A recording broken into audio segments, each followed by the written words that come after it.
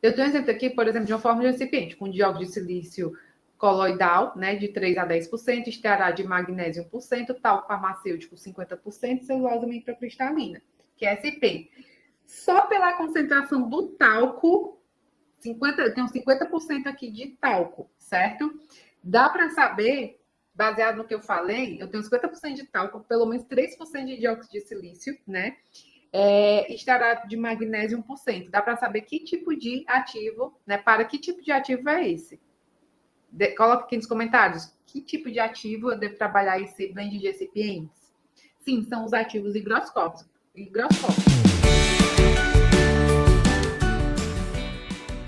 Olá, seja muito bem-vinda a mais um Manipule Ação. E nesse quadro eu te levo para a ação para você, farmacêutico, se tornar mais seguro, mais valorizado, com muito conteúdo técnico de posicionamento nesse mercado de cosméticos, medicamentos e suplementos. E o tema de hoje é um tema que eu queria fazer já tem um tempo, né? Na verdade, eu já fiz alguns conteúdos sobre esse tema que eu vou falar. Entretanto, o mercado de manipulação, o mercado farmacêutico, é um mercado muito dinâmico. O tempo todo está sendo lançados novos insumos e com recipientes diferentes. Então, sim, a aula de hoje é sobre recipientes. Então, você quer entender sobre os novos recipientes lançados no mercado, se faz sentido você manipular do zero, ou manipular, ou adquirir recipientes prontos, qual tipo de recipientes adquirir, quais marcas, essa aula é para você, tá? Então fica até o final que tem muito conteúdo por aqui. Bom, quando se fala em recipientes, né, o que é que tem que ficar claro? Onde entra o recipiente no processo de manipulação de cápsulas? Quando você vai fazer a pesagem, né, você vai pesar o ativo, você vai escolher o tamanho da cápsula, tá? E completar o que falta, né, para o volume de cápsula, você vai completar com a quantidade de recipiente. Sempre que a Lana vai usar recipiente, na maioria das vezes, eu costumo dizer que é 99%, né, dos casos você deve sim incluir recipientes, tá? Ah, Lana, mas o meu recipiente já, o meu ativo, ele já preenche 100% da cápsula. Então é importante você rever se não faz sentido, né, se não vale a pena você aumentar o tamanho da cápsula para incluir um QS de recipiente. Por quê? Porque o recipiente, ele vem, uma das funções é trazer estabilidade, né, para a minha formulação. Então, principalmente, por exemplo, fitoativos, as concentrações de fitoativos normalmente são concentrações altas, só que ao mesmo tempo são substâncias que tendem a absorver a água, tá? Tendem a ter uma certa higroscopicidade. Então, é importante você incluir sim esse recipiente, mesmo que o ativo ele praticamente ocupe 100% da cápsula que você costuma trabalhar, certo? O fato é que na prática, né, não é tão assim detalhado, não é tão o passo a passo, né, não é tão manual. Por quê? Porque você tem um software de gestão, tá? A propósito, eu queria te convidar para se inscrever aqui no canal. Se você não está inscrito, se inscreve aqui. Tem muito conteúdo relevante aqui, né? A gente faz o conteúdo com muito carinho. E é importante você ativar o sininho para toda semana, tá? Toda semana você receber as notificações. Tem um quadro exclusivo, né? Eu falei de software, lembrei, tem um quadro exclusivo que é só sobre software de gestão, né? A gente usa o software do Prime Pharmacie, né? Que é da Prime Software, que é o Prime Pharmacie. Então, o software ele vem para facilitar a nossa vida, nosso dia a dia. Então, o fato de que eu estou querendo chegar, que vem ali na ficha de pesagem já os ativos, as concentrações, né, as quantidades que devem ser pesadas, o tamanho e cor da cápsula, o recipiente específico, né? E aí vai estar lá parametrizado no sistema, por isso que essa aula de hoje vai ser muito importante, inclusive, para quem está abrindo farmácia. Por quê? Porque você vai alimentar o sistema, deixá-lo redondinho para vir certinho na tua ficha de pesagem. Ou você que já abriu a farmácia e está muito confuso, a ordem de manipulação não está vindo o recipiente certo, como deveria, o tamanho de cápsula, essa aula também vai te ajudar, ok? Bom, então, em resumo, é isso, né? No processo de manipulação de cápsula, você vai pesar o ativo, vai pesar o recipiente, e essa quantidade de recipiente vai depender do tamanho da cápsula, tá? Então, tudo isso é para vir ali na tua ordem de manipulação. Se não vier, aí você precisa fazer o cálculo certinho, né? Tem conteúdo aqui explicando como fazer o cálculo, tá? E você vai definir, tá? o tipo de recipiente e a quantidade de recipiente a ser pesado nessa etapa de pesagem, ok? Alana, qual é a importância, qual é a definição de recipiente? Tá? O recipiente, gente, vai muito além de só preencher, tá? Como eu falei inicialmente, uma das funções é promover estabilidade à minha formulação. Inclusive, nessa aula aqui, especificamente, vou falar sobre recipientes para cápsulas, tá? Então, nada mais é do que uma substância mais ou menos inerte, tá? Adicionada a uma prescrição para conferir uma consistência adequada ou uma forma ao medicamento, um veículo, tá? Então, ele vai dar forma ao produto final. Então, no caso da cápsula, ele vai ocupar o volume que falta, né, para preencher a cápsula, né? Lembrando que, voltando aqui para esse slide, se eu preencher só, você está vendo essa cápsula? Se você preencher só com ativo, o que é que vai acontecer? Vai dar umas cápsulas eu vou preencher mais, outras cápsulas eu iria preencher menos, né? Então, ia dar uma diferença de dose muito alta. O recipiente vem para completar esse volume para que eu preencha 100% das cápsulas em seu volume total. Ficou claro? Tá? Para você que já está no mercado, parece óbvio, mas eu faço questão de explicar mais detalhadamente, porque eu sei que tem uma turma aqui nova, né, entendendo um pouco sobre a manipulação, né, farmacêutico que é de drogaria, né, de outras áreas, então é importante você ter essa clareza, ok? Então, uma das funções, ele é diluente, tá? Ele vem para preencher o volume total, mas ele pode também vir para lubrificar, tá? De forma geral, a formulação, no caso, os lubrificantes, eu vou usar muito em comprimidos, tá? Para que ele saia rapidamente do molde, tá? Agente molhante. O que é que o agente, qual vai ser a função do agente molhante? Ele vai aumentar a interação da partícula do ativo com o meio, tá? Isso vai influenciar na absorção, tá? Na permeação, tá? Na interação do ativo com o veículo, no caso das soluções, tá? Como os xaropes, é importante, se o meu ativo ele for insolúvel, né? Se eu for trabalhar, eu falei soluções, na realidade, as suspensões, se você for trabalhar com suspensão, tá? Muito importante que essas partículas elas interajam com o veículo, tá? Através do agente molhante. Agente deslizante, no tabuleiro, se aquele pó ele impregna muito, né? Tem muitos fitoterápicos, né? Fitoativos, ativos higroscópicos, eles tendem a impregnar um pouco no tabuleiro. Eu vou usar ativos que vão, recipientes que vão favorecer esse deslizamento, aquele pó grumoso, ruim. Então, você vai adicionar recipientes que vão favorecer esse deslizamento, tá? Agente desintegrante, tá? O agente desintegrante, o foco já vai ser também na performance do produto no nosso organismo. Se ele tem uma baixa solubilidade em água, né? Você concorda que ele vai ter uma certa dificuldade de desintegrar nosso organismo? Então, eu vou adicionar aí um recipiente que contribua com a desintegração. Muito importante também em comprimidos, tá? Porque o comprimido ele é muito compactado, então a gente tem o comprimido é uma forma que tem uma certa dificuldade de desintegrar, então por isso que é importante eu usar desintegrantes, tá? Então aqui eu falei de forma geral dos recipientes, mas o nosso foco mesmo dessa aula são recipientes para cápsulas, tá? E o que é que quais são os fatores que vão influenciar na escolha desses recipientes, tá? A dose, né? Se eu tenho um ativo com concentração muito baixa, eu preciso trabalhar com recipientes que vão garantir uma maior homogeneidade, tá? Da formulação. Para você ter ideia, o tamanho da partícula da celulose microcristalina, tá? Que é um dos recipientes trabalhados em manipulação de cápsulas, vai impactar na homogeneidade, tá? Da minha formulação, por exemplo, quem aí já trabalhou com finasterida, quando você foi fazer o teste de uniformidade de conteúdo, deu não conforme. E aí você, mudando a malha da celulose microcristalina, vai favorecer, tá? A homogeneidade. Por quê? Porque quanto mais semelhante o tamanho da partícula, a densidade daquele recipiente com o meu ativo, mais fácil vai ser de eu conseguir a homogeneização da mistura, tá? Ou seja, daquele ativo no recipiente, e aí eu vou garantir uma uniformidade de conteúdo, ok?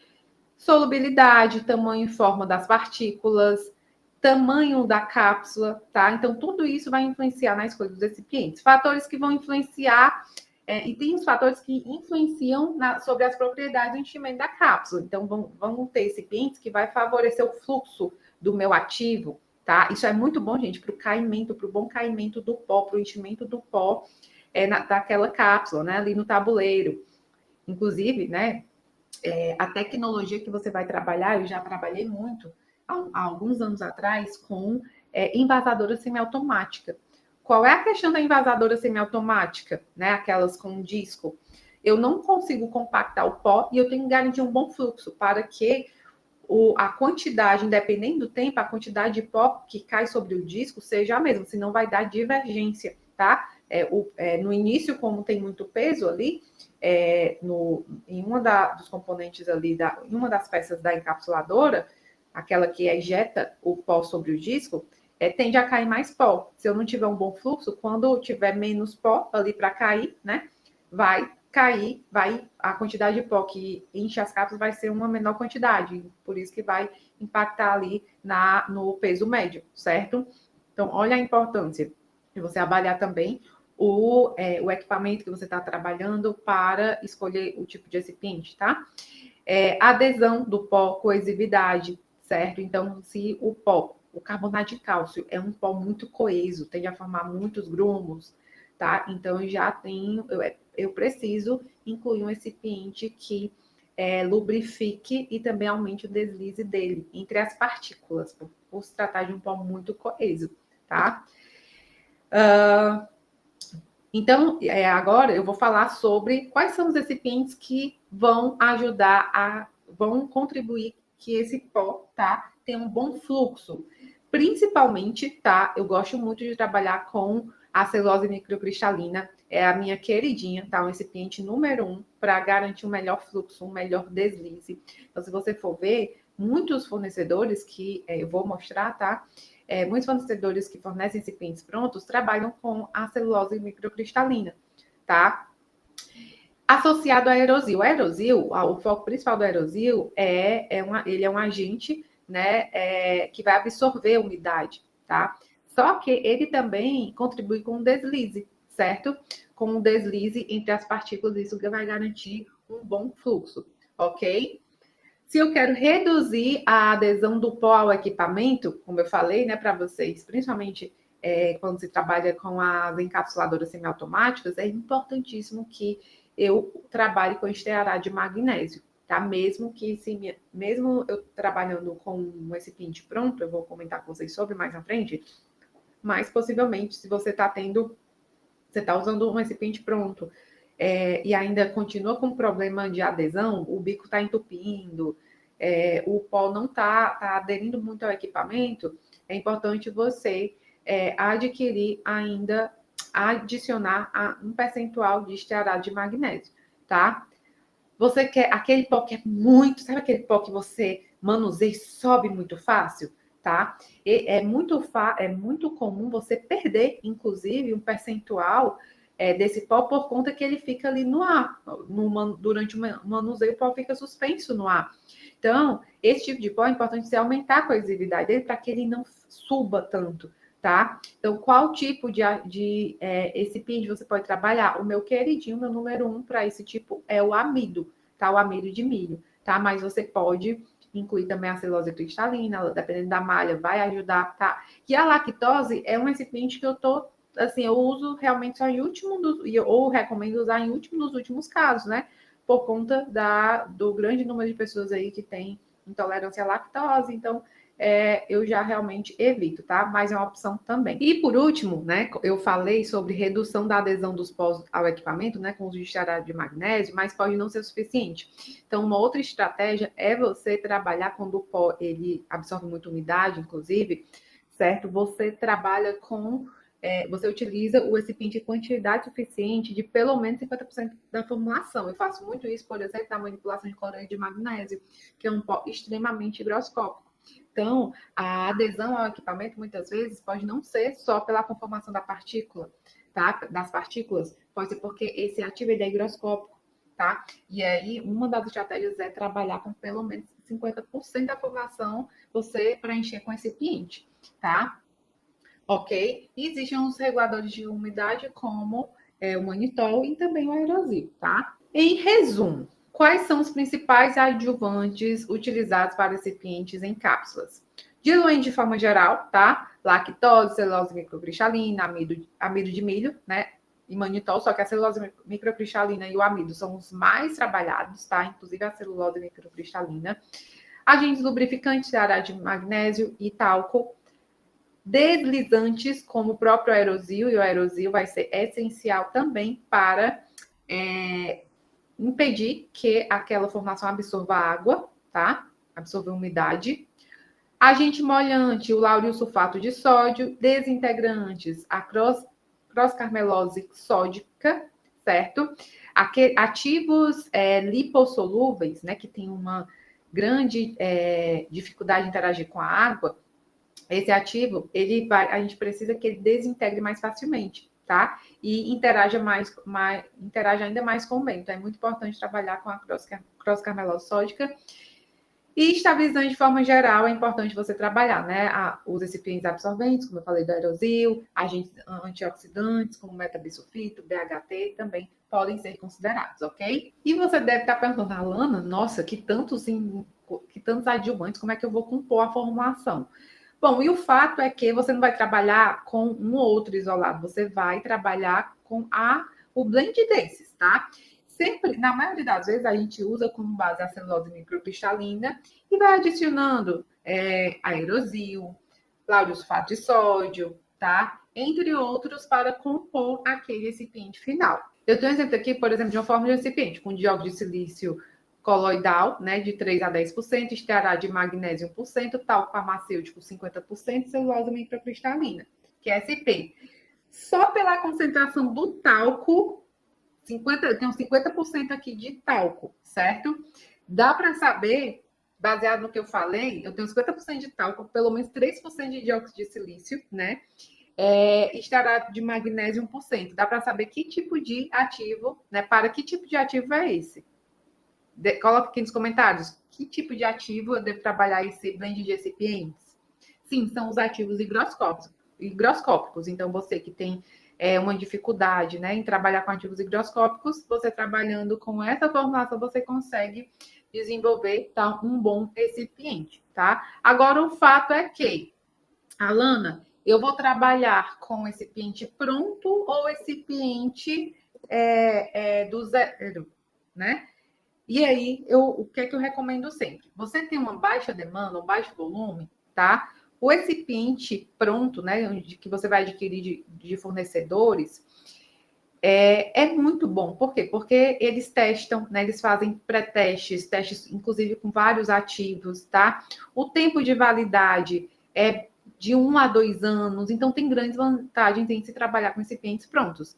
Agora, quando você manipula esse recipiente na própria farmácia, claro que você tem uma flexibilidade, você consegue adicionar mais um adjuvante em específico, por exemplo, precisa adicionar mais aerosol, você adiciona, você pode trabalhar com os mais variados tipos de recipientes para os mais variados tipos de formações. Você tem uma certa flexibilidade, tá?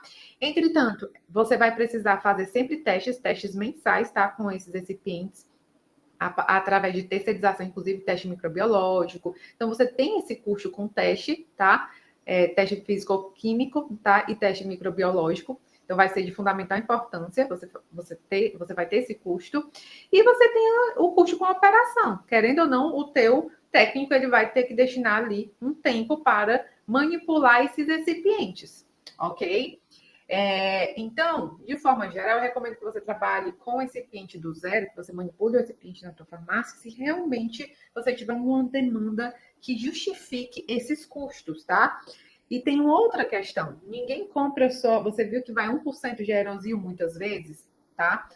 Na composição do recipiente. Então, ninguém compra só 10 gramas de aerosol. Você tem que comprar pelo menos o quilo do aerosol, tá? Então, ou meio quilo, ainda mesmo que seja meio quilo, são quantidades muito elevadas. Então, se você não tem uma demanda muito alta, você tende a perder esse recipiente pelo prazo de validade, ok? Por isso que a tua demanda tem que justificar que você a tua manipulação própria, tá? Na própria farmácia, ok?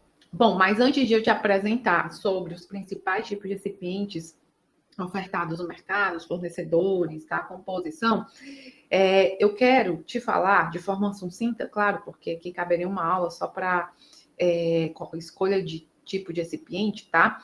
Mas é importante você ter clareza sobre como escolher o recipiente mais adequado. Você vai escolher para aquele determinado ativo, tá? Então, tudo vai partir de dois parâmetros. A gente chama de classificação biofarmacêutica, é um nome assim meio, né? Não se assuste se você nunca teve contato. Mas o que é essa classificação biofarmacêutica? Eu vou até deixar aqui uma tabela, que é um parâmetro baseado na permeabilidade e na dissolução do ativo, certo? É criado com o objetivo de classificar os fármacos destinados à administração por via oral, baseado nessas propriedades de solubilidade em meio aquoso ou permeabilidade intestinal. Então, vão existir ativos com alta solubilidade e alta permeabilidade, que a gente considera como um ativo anfifílico, certo?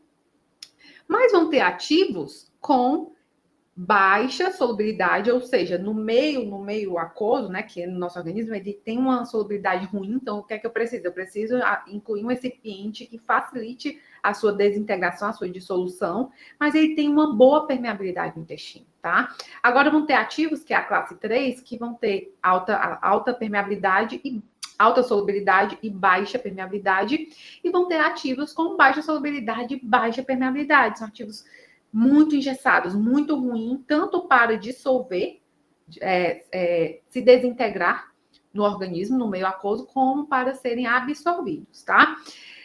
Então, um dos parâmetros para a escolha de recipientes que você deve avaliar é sim a classificação biofarmacêutica. Existe uma tabela aí relacionando os ativos com sua classificação biofarmacêutica, mas não é só sobre a classificação biofarmacêutica que você deve considerar. Você também deve avaliar os parâmetros físico-químicos da matéria-prima, do ativo, certo?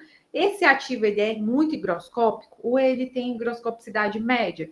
Então, para ativos higroscópicos, muito higroscópicos, eu já costumo trabalhar com o tipo de recipiente. Para ativos com média higroscopicidade, a gente já trabalha com outro tipo de recipiente, certo? Ativos com eu quero garantir uma liberação lenta, né? Eu não quero que esse ativo ele seja absorvido rapidamente. Eu já vou trabalhar com outro tipo de recipiente. Eu quero que esse ativo ele seja absorvido exclusivamente no intestino. Já vou trabalhar com outro tipo de recipiente, na realidade, com outros e vou associar outros parâmetros, né? Outros insumos, como uma cápsula entérica, por exemplo, tá? Vai impactar na liberação entérica, certo? Então, quando você vai escolher um tipo de recipiente para aquele ativo, você tem que considerar a classificação biofarmacêutica, o grau de higroscopicidade desse ativo e também se aquele ativo ele deve ser absorvido de forma mais lenta ou deve ser absorvido na sua. Eu não vou interferir não vou inserir recipiente que vai retardar a sua absorção, tá? Ou dependendo da estratégia, certo? Eu posso até trabalhar uma dupla liberação, né? Que a gente já trabalha com recipientes diferentes para uma cápsula em cápsula, tá? Mas eu também não vou entrar nesse tópico, como eu falei. Não é algo, gente, muito complexo, mas requer um pouco mais de atenção. Mas o meu objetivo aqui é só te dar essa clareza sobre qual tipo de recipiente usar. E o principal mesmo, a cereja do bolo, é o que eu vou te apresentar agora, que são os principais recipientes disponíveis nesse mercado. Então, você que está começando agora, você que tem uma farmácia rodando, tá? Não precisa também se desesperar. Por quê? Porque já tem recipientes prontos. Então, não precisa você fazer uma composição para cada tipo de ativo, tá? Basta você adquirir os recipientes que já estão disponíveis no mercado. Então, eu vou começar pelo grupo Fagron. Vou deixar aqui essa tabela para vocês. Então, quais são os recipientes disponíveis no fornecedor Fagron? Certo? É a linha Dilucap. Então, vai ter o Dilucap. Vou começar aqui pelo Dilucap, o Dilucap PSD, tá? O PSD, vou começar aqui por baixo. O Dilucap PSD, ele é indicado para ativos pouco solúveis da classe 2 e 4, certo? Ok?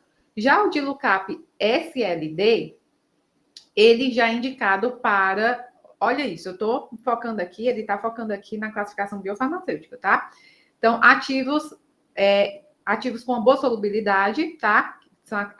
Que são ativos da classe 1 e 3, eu vou trabalhar com Dilucap SLD, ok? Agora, eu quero garantir uma liberação prolongada, então eu vou trabalhar já com Dilucap SR, ok? Uma liberação modificada, também chamada, né, com slow releasing, certo? Então, no próprio material deles, certo? Você pode, eu posso deixar disponível, você pode, eu vou ver uma forma de deixar disponível para você, vou ver se eu consigo deixar aqui um link, tá? Mas se você é aluno, a gente vai disponibilizar para vocês, no próprio material deles, tá? Que você pode, tem no site deles, inclusive, tem alguns ativos, exemplos de ativos, tá? Que você vai trabalhar. Então, por exemplo, aqui no Dilucap SR, a melatonina, muito trabalhado, tá?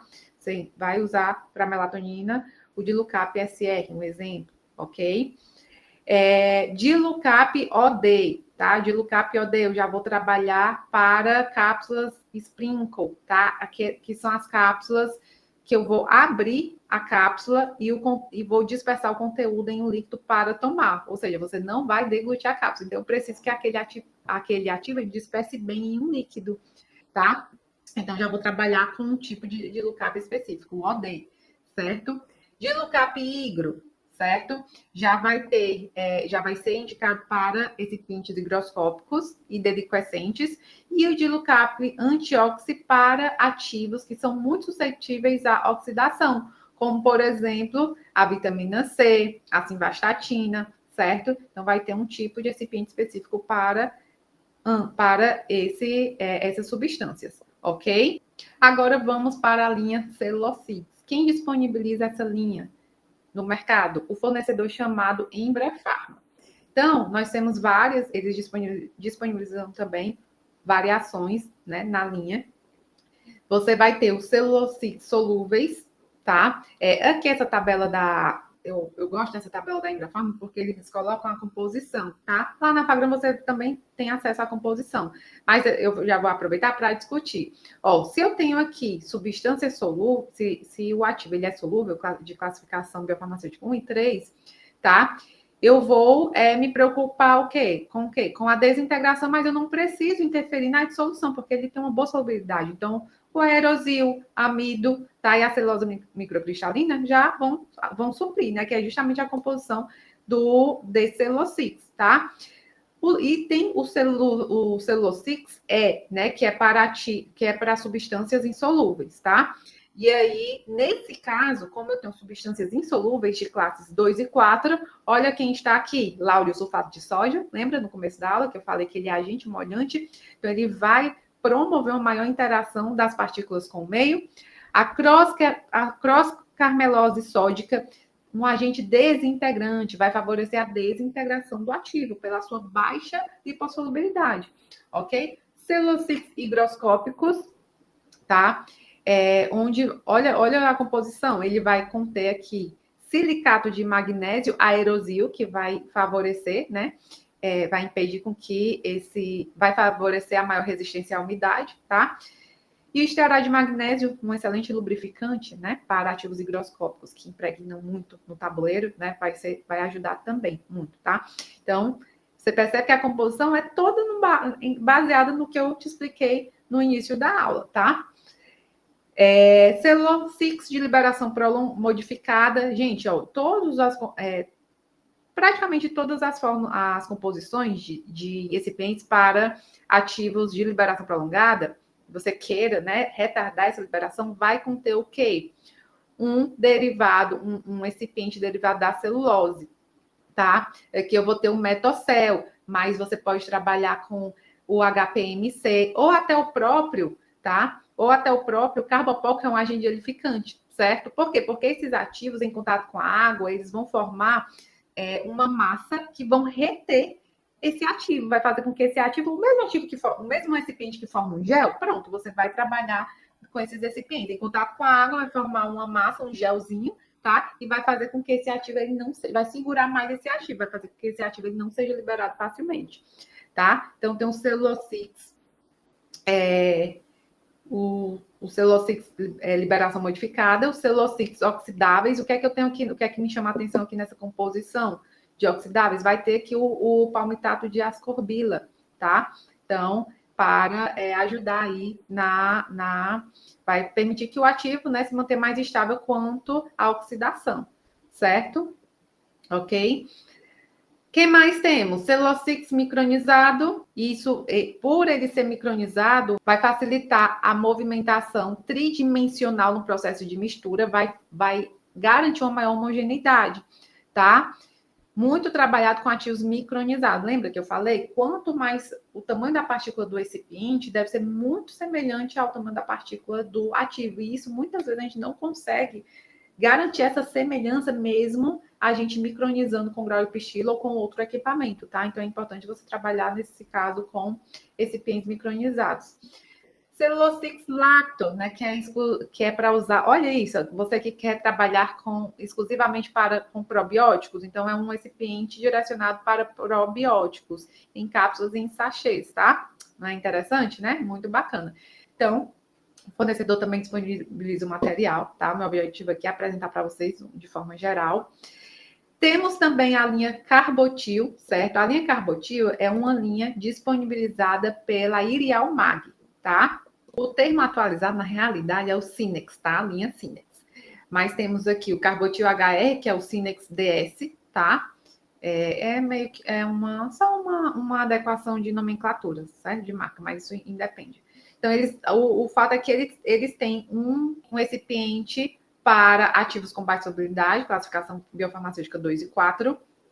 Tem o Carbotil G, que é o Sinex DP, tá? Que é para ativos com classificação biofarmacêutica 1 e 3, ou seja, para ativos com alta solubilidade e permeabilidade. E o Carbotil AG, que é disponível para ativos higroscópicos, ok? E não acabou, né? Por último, mas não menos importante, eu trouxe aqui a linha da Inove Magistral. Olha que interessante a sacada da Inove. Ela tem, né? Na realidade, ela fornece a Tapiocaps.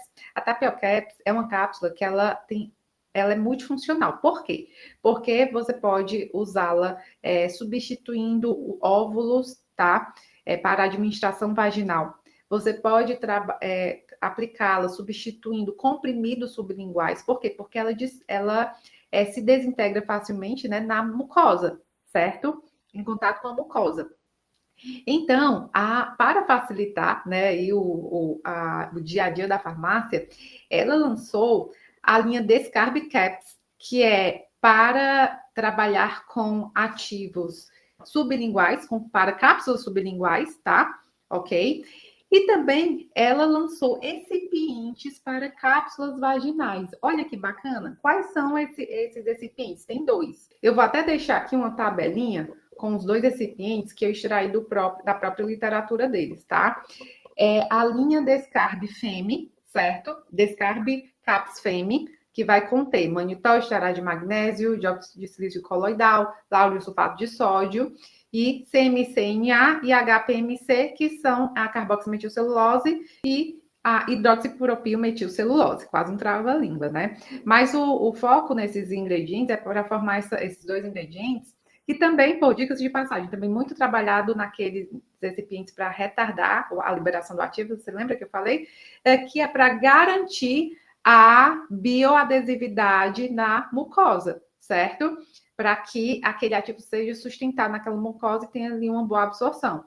O outro tipo de recipiente, tá? Também focado para a cápsula vaginal, cápsula de administração vaginal, é o Descarb Caps Prop. Como eu falei, né? Os probióticos, eles são muito trabalhados para a administração vaginal, tá?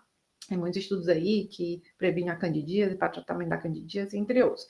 Então, esse daqui, por exemplo, qual é a composição dele? Com lactose, maltodestrina, estearado de magnésio, dióxido de silício coloidal e o ácido ascórbico, ok? E aí, a gente trabalha para administração com probióticos, certo? E aí, no material deles, vale a pena você entrar em contato com eles e pedir, tá? Eles têm um esqueminha, tá? De qual recipiente para tapiocaps de uso vaginal escolher, certo? É bem legal também. Vou deixar aqui esse esqueminha, mas o material deles é muito bacana, tá? De parabéns aí, Novo Magistral. Então, se você vai escolher o Descarb Fêmea ou Descarb Caps Pro, certo?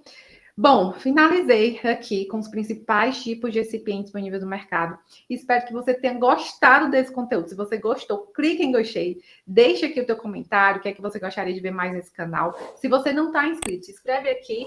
Vai ser um prazer te receber aqui nesse canal, tá? Aqui com você semanalmente. E compartilha, Farma. Compartilha esse vídeo para o teu colega, você que é técnico. Compartilha para o teu gestor, para o teu farmacêutico, para o dono da farmácia, para ele ver o quanto de recipientes existem aí disponíveis nesse mercado incrível, não é mesmo? Então, te vejo no nosso próximo Manipulação e até lá. Tchau, tchau!